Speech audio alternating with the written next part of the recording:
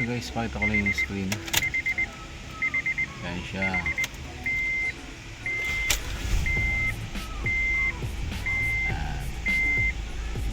So yan yung re-repair natin.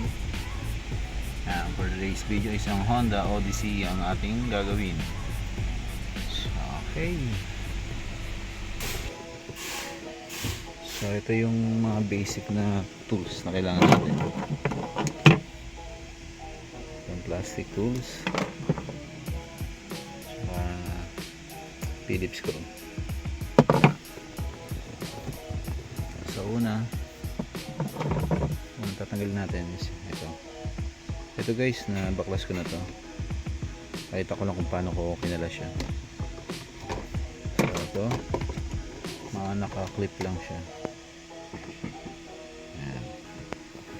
Tapos tabi muna natin. Next naman is ito. So kailangan nyo lang sundutin muna dito. Pero pag nabukan nyo na yan, make sure yun doon sa gilid natanggal nyo din.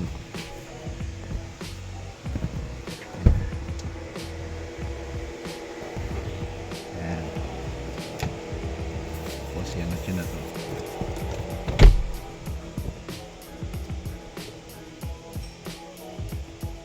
Next, tabi muna natin. Next is ito. So ito yung guys, yun yung iangat nyo. Tapos dito, angatan natin dito gamit ang plastic tools. Tapos dito, angat lang natin. Tapos baybayin mo lang to hanggang papunta na dito. Angat natin yan. Tatanggalin natin yung tatlong sakit. Yan siya. Dito siya. Ito guys yung sakit niya. Tapos yan, tanggalin lang natin ito. Kaya i-repair natin guys yung navigation display nya. So papalitan natin ng polarizer yan. So ito may tatlong tornilyo dyan. Ito yung isa. So ayan.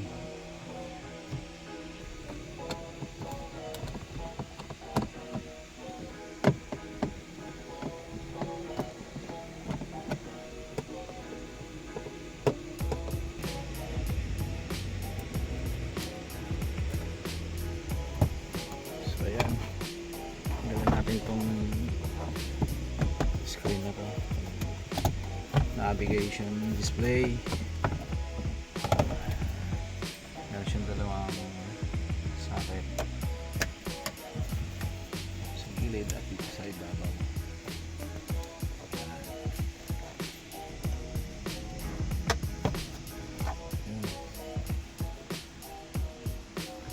Isa siyang Honda Odyssey. Doon na natin ituloy ito sa Mahiwagang Mesa. Okay.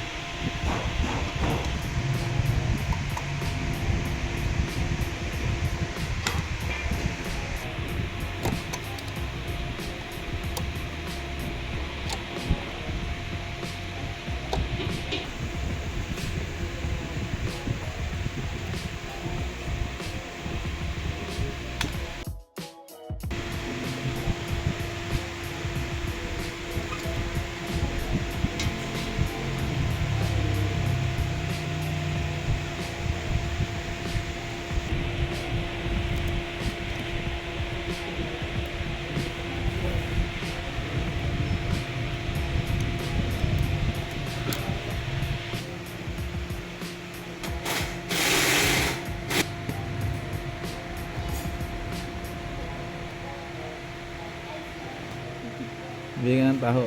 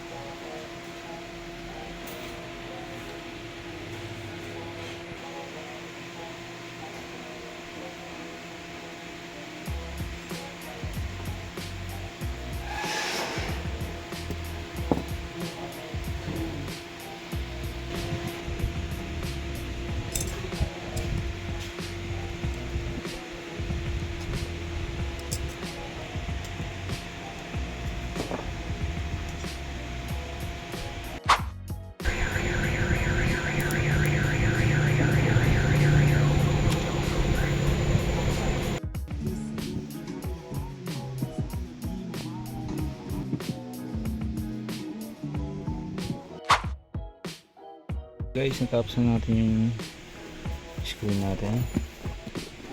Itong navigation display. So, ito naman, time na to. I-testing natin kung success ba ang ating ginawa. So, si-set up ko lang to para maganda-ganda yung ating movement. So, ayan guys. May-mount na natin. May mga fingerprint na po rin. Tatanggal natin yan. So, ito. Testing na natin.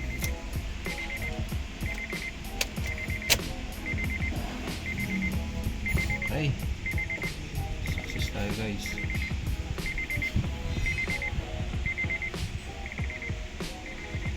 Okay. Diretso na natin assemble to para ma-pick up na.